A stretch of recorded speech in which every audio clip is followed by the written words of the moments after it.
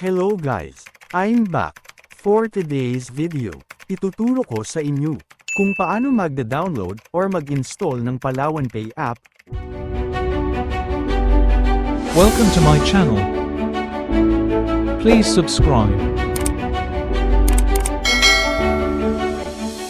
Sa bidyong ito ay, ibabahagi ko kung paano magkakaroon ng Palawan Pay app sa pinakamabilis na paraan na alam ko. Simulan na natin, let's do this. Una, dahil wala ka pang app, check mo muna ang phone unit mo. Dahil kung Apple phone ka, click mo lang ang App Store para maka-download ka. Since Android phone ako, at kung ganun ka din, click mo lang ang Play Store. Sa bandang baba, click ang search.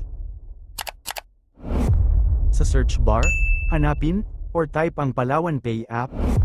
Lalabas na dyan ang logo, at sa side niyan, ay may word na install, click mo lang.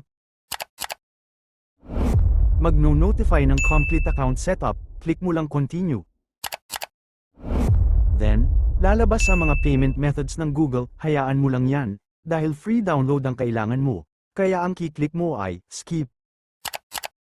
Babalik tayo sa screen, kung saan makikita ang logo ng Palawan Pay app, at para may download ang app, sa bandang kanan ng screen, makikita ang install button, click mo lang ulit, mag-start na yang mag-download, maghihintay ka na lang ng mga ilang segundo.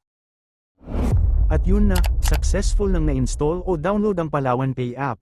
Ganun lang, so, that's it for now. Sana ay may na-share ako. Salamat. Please subscribe for more. Kaya naman hanggang dito na lang. Hanggang sa muli. Bye-bye.